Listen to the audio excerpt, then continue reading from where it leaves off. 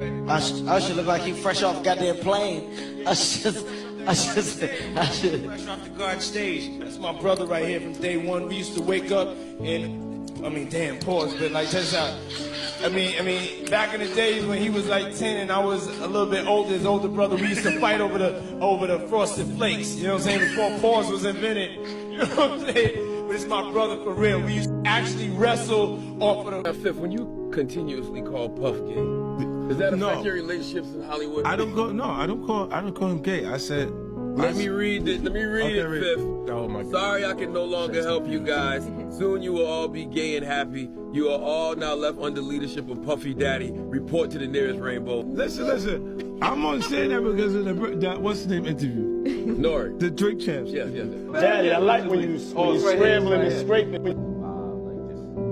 See where I look back on where I became. Did you miss me though? For real, because it seems like a thing. I It was miss his birthday partying with party, Puff, man. Man, but I'm talking about for your birthday. Huh? Why won't you party with me for your birthday, man? We partied for my birthday before. You came to my party. No, but me and you ain't never really party, you know what I'm saying? He says things, he doesn't even know what he's saying is like fruity. When people say that to me, I get a little uncomfortable.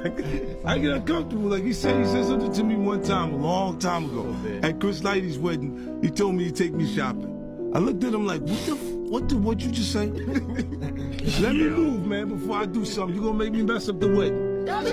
Can I go? When you see Jadakiss put his head down like, while we stuck here right now, and the cameras is rolling, everybody see. Don't make like it's just me, man. Buffy do some little fluffy stuff. Now you guys are all in. I don't know What Buffy said about what he want to do with Fabulous has nothing to do with you, bro. But does it ever affect your relationships in Hollywood? They like, Fifth, stop you. No, Gay bash. it doesn't, because they know that I'm poking at what he's saying. But people know what comes with 50. Like, they kind of know what comes with you. Right, because it's been very consistent. So you can't come to me and say, why did you say this, when I've been saying this the entire time. Like, It's 150 times I said that. After settling the Cassie lawsuit, there are now 2 more accusers who have come forward and filed lawsuits in New York State against him. The third one is really a woman who is alleging that she was raped by Diddy and also singer Aaron Hall back in, she says, either 1990 or 91. There's a lot of detail that makes people look at it and think, is there something here? And that's, people were still saying that about the Cassie lawsuit when these other 2 lawsuits came up on Thursday and Friday, that those were filed. So it's very clear that this is going to be something Diddy has to continue to face, whether it be in court or just in the court of public opinion, where people are wondering about these accusers and wondering if what they're saying here is true. Now, Diddy has denied the allegations, just as he did with Cassie. He said, Ja Rule. I said, well, he busy right now. He said, he busy doing what? I said, he with Puff, they're in the room, they busy, they don't want to be bothered. He said, well, I'm going in there. I said, bruh, you ain't going in there because he told me they don't want nobody to be bothering them. He was like, yo, I don't care, man. I'm going in there. That boot like that. I said, yo, bro, Jesus Christ had to come down here and take the air out of my body before you get in that room right there. Watch. He tried to bum rush me. I grabbed him and threw him against the piano. When I threw him into the piano, Puff and Ja Rule runs out the room. Puff got his towel, Ja grabbing his towel, but they butt the naked. And so then Ja was like, yo, what's going on? Yo, Jay, that's my cousin. He know me well. You know, and Puff was like, yo, Jay, what happened? I said, he tried to get in the room. I told him he couldn't get in the room. And he was like, Puff looked at Ja. He said, yo, Ja said, you ain't want to go in that room because there's a lot of freaking going on. So I was like, oh, he said it was a lot of freaking going on. So that was basically that story, man. You know what I'm saying? They went back in the room, dude felt a certain kind of way, and he left out. The Cassie thing, I didn't know her, but I knew somebody like her, and that was Kim Porter.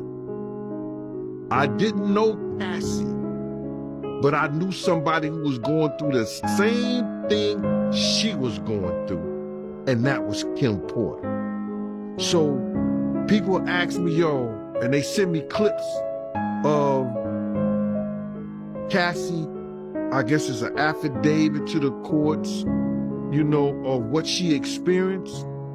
And it's like, it was the same thing Kim was going through. Now, you see a picture on the internet going with Puff, right hand is in a bandage. That's the night I was called by Paul to meet him over at St. Luke's Hospital. He had a white t-shirt wrapped around his wrist because Kim had took the cork, you know, where you open up wine, the corkscrew. She took the corkscrew and caught him on his wrist defending himself. And he almost, I think he had, I know he tore some ligament, but he almost hit an artery or came close to the artery or either scratched it or cut it a little bit because he just kept bleeding. And from that point on, he was hooked. That's when I knew,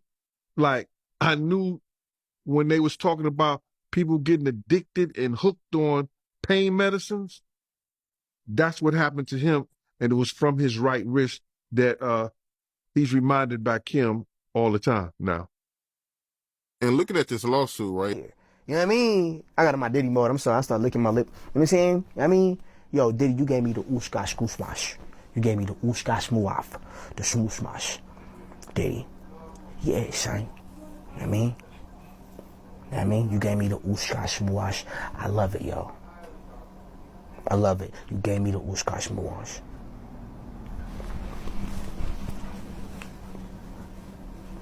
And as soon as you turn 16, you know what I'm saying, I'm gonna let you rock this every time you come to LA. Yeah, this gonna be yours. So every time you come to LA, it's a little dusty, but you know, we'll get the front shot of this. Man. Head that out. Minute.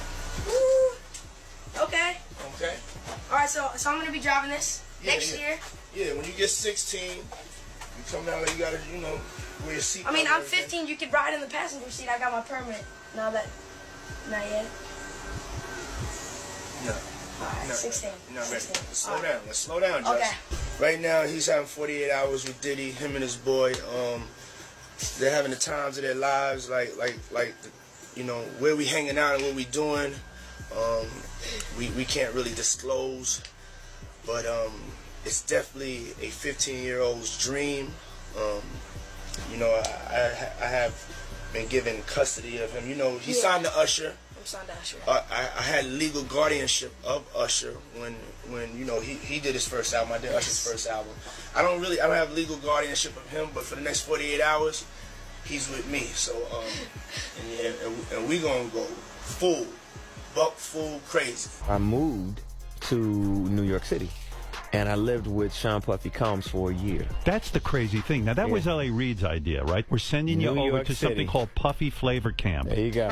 To learn Flavor Camp? Yeah, Flavor that's Camp. what it was called. Puffy's place was like just filled with chicks and orgying like nonstop, right? No, not really. Come on. But hey, it was curious. I got a chance to see some things. Yeah, but you were 13. What's up, man? You good? I'm good. How are you? All right, young brother, everything's good? Everything's Selling great. out arenas and everything? Starting to act different, huh? You ain't been calling me and hanging out the way we used to hang out. Well, I mean, you try to get in contact with me, you know, through all my, partners and whatnot. Mm-hmm. But you never really got my number, so. Right, My okay. number